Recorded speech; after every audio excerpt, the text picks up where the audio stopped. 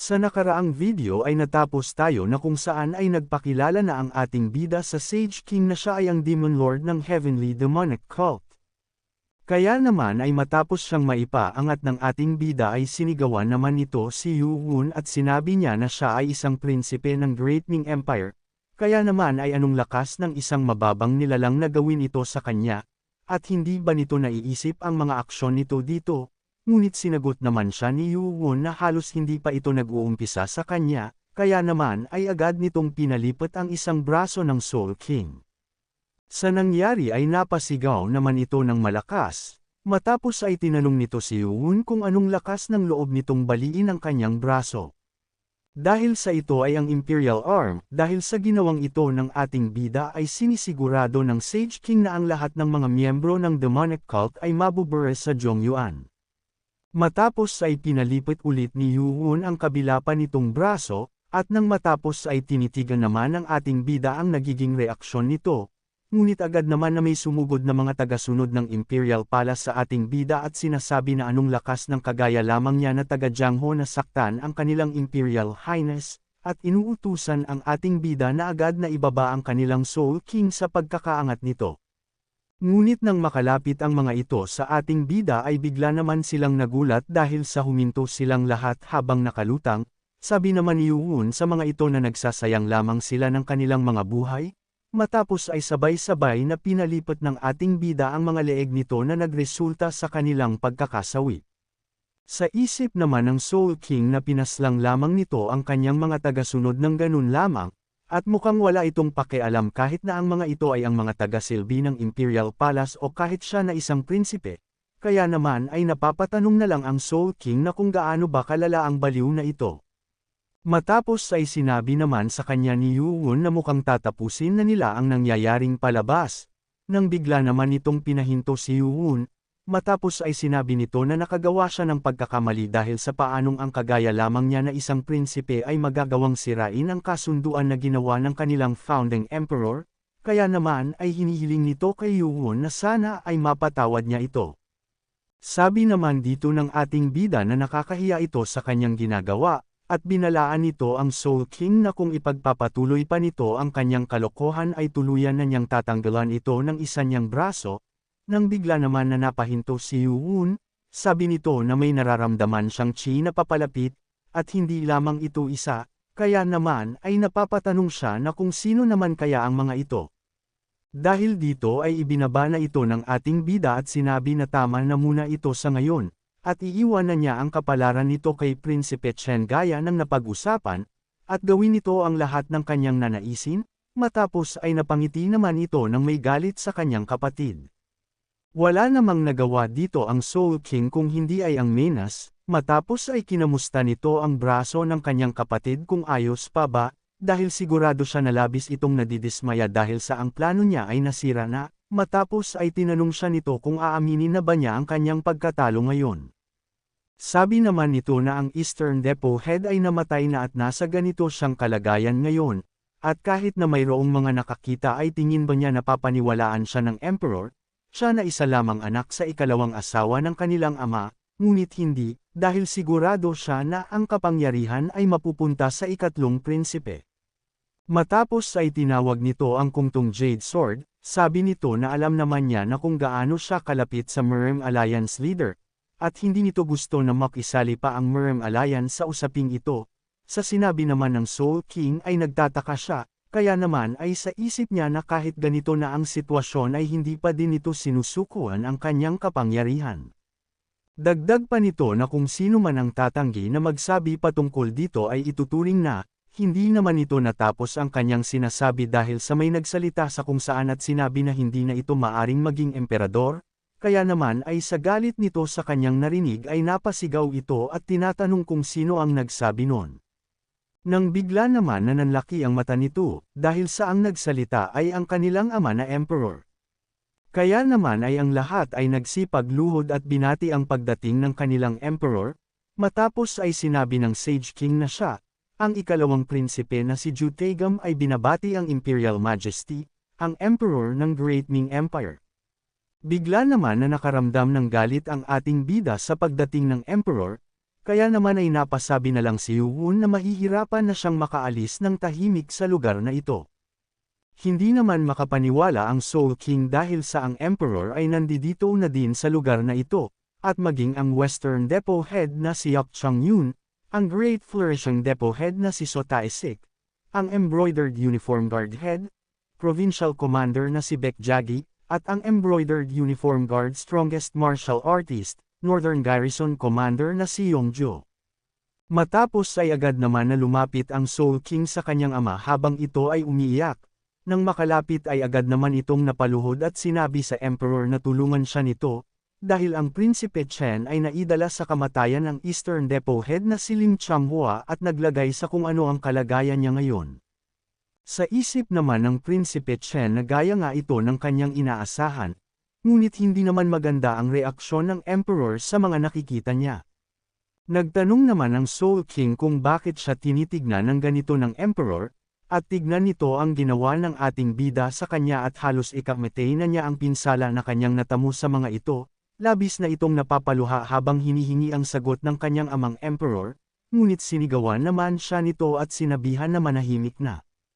Matapos sinabi na sa tingin ba ng Soul King na hindi nito malalaman na ang lahat ng ito ay dahil sa kanya at sa Eastern Depot, sa isip naman ng Prinsipe Chen na masyado itong hindi nag-iisip, totoong nakuha niya ang lahat ng suporta sa Eastern Depot, ngunit ang lahat ng awtoridad ay nasa kamay pa din ng Emperor, at talaga bang sa tingin ng Soul King na hindi ito malalaman ng kanilang ama. Matapos ay nagutos ang Emperor na tawagin na nito ang kanilang mga tauhan, na sinunod naman ng Flourishing Depot Head ito, kaya naman ay sinabi niya na ang inspection ay tapos na, nagtataka naman ang Soul King kung anong inspection ang tinutukoy nito. Matapos ay may lumuhad na 3 tao na mula sa hanay ng Eastern Depot, sa napansin naman ng Soul King ay bigla naman itong nagtaka na kung bakit ang mga eunuko ng Eastern Hall at ang Hall Master ay biglang sumunod dito. Matapos ay sinabi ng mga ito na sila na mula sa Great Flourishing Depot ay tinatapos na ang isinasagawang inspection at binabati ang kamahalan. Matapos ay sinabi ng Emperor na maari na silang magbalita ng kanilang trabaho. Sabi ng isa na nag-umpisa sila ng inspection sa Eastern Depot kalahating taon na ang nakakalipas. 3 buwan bago ang araw na ito ay napansin niya na ang Soul King ay palagi ang nasa Eastern Depot, dagdag pa nito na hindi niya nalaman ang mga detalye patungkol dito dahil sa wala siyang posisyon, ngunit sinubukan nitong gawa ng hindi maganda ang mga bangkay sa Imperial Tomb, at totoo din na nakikipag-ugnayan ito sa Supreme Saber of Six Martial Arts Sect. Gulat naman ang Soul King sa kanyang mga naririnig na iniuulat ng espiya na mula sa Emperor. Dahil dito ay nagalit ang Emperor at sinabi na pinaslang nito ang Imperial Palace Guardians upang makuha lamang ang kanyang posisyon. Magdadahilan pa sana ang Soul King sa Emperor ngunit agad naman siya nitong sinabihan na manahimik, dagdag pa nito na nadidismaya siya para sa ginawang ito ng Soul King at sinisisi niya ang kanyang sarili. Dahil sa naging masyado itong mabait sa kanya, kaya naman ay nagutos ang Emperor na arestuhin ang lahat, na agad naman na sinang-ayunan ng Embroidered Uniform Head. Kaya naman ay inutusan nito ang Northern Garrison Commander na sundin ang iniuutos ng kanilang Emperor, kaya naman ay sa isang sipol lang nito, ay agad naman na nagtungo ang madaming bilang ng Embroidered Uniform Guard upang arestuhin sila. Sa nakitang ito naman ng mga eunuko ay bigla naman silang nakaramdam ng takot, napangiti naman dito ang Southern Military General, matapos ay iniutos na nito na arestuhin ang lahat ng mga eunuko ng Eastern Depot kaagad, sa isip naman ng mga Embroidered Uniform Guard habang tuwang-tuwa na sumusugod ay ngayon ay ito na ang pagkakataon nila na makaganti matapos ng madaming kahihiyan na ginawa ng mga ito sa kanila. Ngunit bigla naman na sinabihan ng Emperor ang kanyang anak na Soul King na manatili lamang ito, at sinabi sa kanyang mga tagasunod na maging ito ay arestuhin din, sa nangyari ay wala naman itong magawa at humingi na lang ng pagpapatawad ng kanyang amang Emperor. Ngunit bago ito kuhain ay sinabi pa nito na hindi maaring gawin ito sa kanya ng Emperor, dahil ang Prinsipe Chen ay parehas lamang ng sakanya ang ginawa ngunit bakit siya lamang ang kanilang inaaresto. Sa isip naman nito na mukhang wala pa din balak na sumuko ang kanyang kapatid na pabagsakin siya. Ngunit wala naman na itong nagawa pa at agad na din siyang inaresto at inilabas upang maikulong. Sa isip naman ng Master ng Murem Alliance na ang Emperor ay agad na inaksyonan ang pangyayari na ito, ngunit ayon sa kanyang narinig na labis nitong minamahal ang kanyang anak na Soul King, ngunit tingin niya na wala na itong halaga kung sakaling may nagawa naman itong mabigat na pagkakamali. Matapos ay sinabi ng Emperor na ngayon na nagawa na niyang maayos ang patungkol sa kanyang anak, nang bigla naman na nagulat ang Prinsipe Chen sa nangyayari, dahil sa biglaan naman na may mga kawal na nagsipasok sa loob ng Imperial Tomb, dagdag pa nito na dinala niya ang mga eunuko ng Western Depot at ng Great Flourishing Depot dito, at mukhang may hindi pa tapos itong gagawin dito. Nang bigla naman na sinigawan ng Embroidered Uniform Guard ang ating bida dahil sa kabastusan nito, dahil ang Imperial Majesty ng Ming Empire ay nandito, at ngayon ay nananatili pa din itong nakatayo at hindi lumuluhod sa kanyang paanan, nang bigla naman siyang pinigilan ng Emperor. Matapos ay tinanong niya ang kanyang anak na Prinsipe Chen kung ang mga martial artist na ba ito ay nagawa niyang mapapasok sa palasyo, ngunit itinanggi naman ito ng prinsipe at sinabi na tinulungan lamang siya ng mga ito sa loob ng Imperial Tomb. Sa isip naman ng Emperor na sigurado siya na hindi mula ang mga ito sa Murem Alliance, at ito ay kung ibabase sa natamo ng kanyang anak sa kanila at ang mga ito ay sa tingin niya ay miyembro ito ng demonic cult. Dagdag pa nito na hinayaan lamang niya ang lahat na mangyari dahil sa ayaw nitong madamay sa kanyang desisyon ang pagmamahal niya sa kanyang mga anak. Ngunit ang saktan ang kanyang sariling anak ay hindi nito mapigilan ang pagkulo ng kanyang dugo dahil sa matinding galit. Matapos ay nagtanong naman ang Emperor sa ating bida na kung ito ba ay nagmula sa demonic cult, sabi naman dito ng ating bida na balak na sana niyang umalis na lang dito ng matahimik kung sakaling maresolba na ang problema dito ngunit tingin niya ay hindi na niya ito magagawa pa. Kaya naman ay binati nito ang Emperor at sinabi na siya ay si Qian Yuwon ang pinuno ng Heavenly Demonic Cult at ikinagagalak na makita siya. Napatadyak naman ng malakas sa sahig ang Western Depot sa pag-asta ng ating bida sa harap ng Emperor. Sabi nito na anong lakas ng loob niya na batiin ang kanilang Emperor sa ganitong pamamaraan, at dapat na ikulong ito ngayon din. Nang bigla naman na dumating ang Grand Guardian at sinabi na siya itong bastos sa kanilang Demon Lord ng Heavenly Demonic Cult,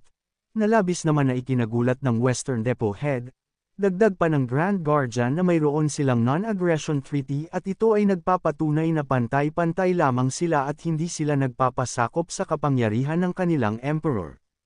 Sabi naman ng Embroidered Uniform Guard, Northern General na ang maskara nito at ang teknik ay sigurado siya na ang taong ito ay ang Grand Guardian ng demonic cult na si Marakyom. Sabi pa nito na narinig na niya ito dati, na siya ay tinatawag na Dark King dahil sa napapangasiwaan nito ang buhay at kamatayan sa labanan, ngunit ang bunutin nito ang kanyang espada sa harap ng kanilang Emperor at takutin ang mga tagasunod nito, ay sa tingin ba niya na makakaalis pa siya dito ng buhay matapos niyang gawin ito. Nang bigla naman na pumasok ang madaming bilang ng Embroidered Uniform Guard. Sa isip naman ng Grand Guardian na masiyadong maingay ang mga ito, at napapatanong na kung ganito ba takutin ng mga mandirigma ng Great Ming Empire ang kanilang mga kaaway. Nang bigla naman na may lumabas na isang atake sa harapan ng mga ito, sabi ng Left Guardian na binabalaan niya ang mga ito, na kung sino ang unang bubunot ng kanilang espada, ay siyang mauunang mamamatay. Sa nakitang ito naman ng Northern General ay labis itong nabigla. Sa isip nito na ang parehas na Dark King at ang Flame King ay nandito na mga malalakas ng Heavenly Demonic Cult. Nang bigla naman na may dumating sa kanilang harapan na gumagamit ng Flame Chi. Sabi naman ng Embroidered Uniform Guard Commander sa Emperor na sigurado siya na ito ay ang First Supreme, sa narinig naman na ito ng Western Depot Head ay bigla naman itong natuwa. Sa isip nito na mabuti na lamang at nasa loob sila ng Imperial Tomb, dahil ang babae na ito ay isang halimaw na namuhay ng ilandaang taon, at kahit na ang martial artist na ganito kalalakas ay madali lamang natatalunan ng First Great Supreme. Kaya naman ay masayang sinabi ng commander ng Embroidered Uniform Guard na tingin ba ng mga taga-demonic cult na magagawa ng mga ito na magmatapang sa lugar na ito, at inutusan nito sila Yuwon na tignan nila ang kapangyarihan na mayroon ng Imperial Palace. Nang bigla naman na nagpalabas ng malalakas na apoy ang First Supreme Guardian, na nagawang mapalibutan ang buong silid, matapos ay malakas nitong sinabi na kung sino man ang maglakas ng loob na sakta ng Demon Lord ng Heavenly Demonic Cult ay susunugan niya hanggang sa maging abo at maging sino pa man ito. Kung umabot ka na sa parte ng video na ito ay maari lamang na i-click ang like at super thanks sa baba bilang pagsuporta. Maraming salamat. Sa nangyari ay gulat naman ang dalawa sa sinabing ito ng First Supreme Guardian. Sa isip naman ng Emperor na ang huling nakita nito ang First Supreme Guardian ay noong kasalukuyang kinukuha niya ang titulo ng pagiging Emperor, ngunit wala pa din itong ipinagbago ngayon. Matapos ay nagtanong naman ang commander sa First Supreme Guardian na kung alam ba nito ang kanyang ginagawa. Sabi naman nito sa commander na kilala na niya ito magmula pa ng bata pa lamang siya. Ngunit ngayon na matanda na siya ay mukhang masyado na itong tumapang upang sigawan lamang siya. Dagdag pa nito na kung naalala pa ba niya na noong ininsulto niya ito noon para lamang maging abo ang bago nitong suot na embroidered uniform, nang bigla naman itong mabilis na inatake ang commander at tinatanong kung hindi ba nito naalala ang araw na iyon. Sa nangyari ay agad naman na napatalsik ito sa kanyang kinatatayuan, ngunit agad naman siyang nasalo ng Northern General at tinatanong kung maayos lamang ito. Sa isip naman niya ay hindi siya makapaniwala, dahil sa dinepensahan niya ang kanyang sarili gamit ang kanyang lahat ng chi na maaring magamit, ngunit nagawa pa din siyang maitulak nito. Matapos ay sinabi ng First Supreme Guardian dito na mukhang isa pa din itong bata sa kanya, sumagot naman ito na hindi niya alam kung ano ang plano ng mga ito, ngunit ang kanyang trabaho ay ang paglangkudan ang Imperial Majesty, ngunit sinubukan nitong protektahan ang Demonic Cult at ito ay isang pagtataksil sa imperyo, kaya naman ay gagamitin niya ang Chunjun Bestowed na ibinigay sa kanya ng nakaraang Emperor upang parusahan siya. Nabigla naman dito ang Left Guardian, sa isip nito na ang Chunjun ay ang kilalang espada na gawa ng Master Artisan sa Chu Kingdom, at hindi nito inaasahan na makikita ng dalawa nitong mata ang espada na ito.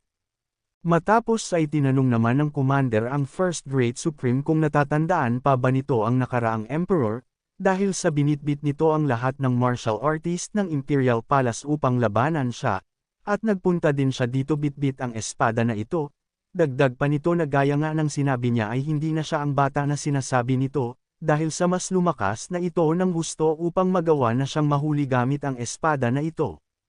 Kaya naman ay pinakiusapan niya ito na magbalik na sa kanila bago pa malagyan ng dugo ng First Great Supreme ang kanyang mga kamay. Sa isip naman nito habang papasugod ay sobra itong naging tapat sa imperyo upang maglaan ng 200 taon sa ibaba ng Imperial Tomb, at kung ginamitan lamang nila ng teknik ito ay sigurado siya na makakabalik ito sa kanila.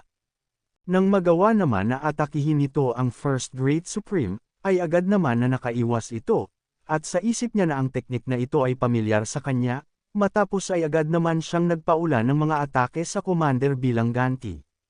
Sa isip naman ng commander na hindi nito naisip na magagawa lamang niyang maiwasan ang teknik na iyon sa ganung paraan. Ngunit ang atake na iyon ay panlinlang lamang, matapos ay buong lakas nitong hiniwa ang First Great Supreme, ngunit sa ginawa niyang ito ay madali lamang na napigilan niya ito, kaya naman ay gulat na gulat siya sa nangyari dahil sa nagawa lamang na masangga ito ng First Great Supreme gamit lamang ang kanyang mga kamay, at totoong isa itong halimaw.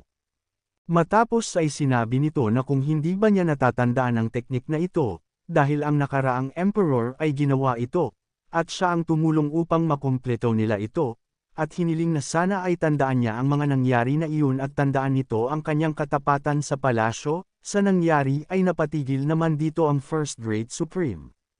Sa isip ng commander na ang mga apoy ay nawala na, kaya naman ay tinanong niya ito na kung natatandaan na ba niya ang lahat,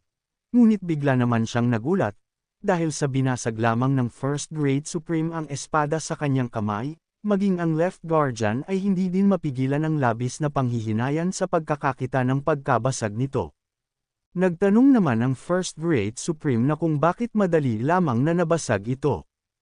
Dagdag pa niya na hindi niya alam kung anong nais niya na ipaalala sa kanya, kaya naman ay pinahinto na niya ito sa pagsasabi ng mga alaala ng mga sinasabi nito at puwersahin na isipin niya ito, dahil sa nabubuhay ito para sa Heavenly Demonic Cult magmula pa ng pagkapanganak niya, at pinuprotektahan lamang niya ang kayamanan dito, Kaya naman ay tinanong niya ang commander na kung anong pagtataksil ba ang sinasabi nito sa kanya.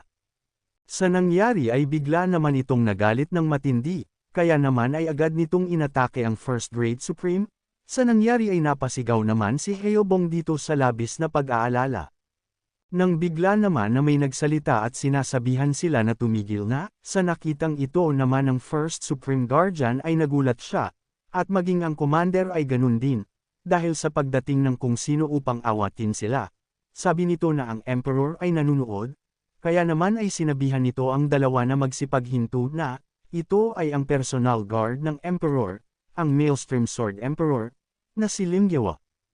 Kaya naman kung gusto mo na masubaybayan ang ating kwento ay i-open mo lang ang notification bell pagkatapos mo na mag-subscribe.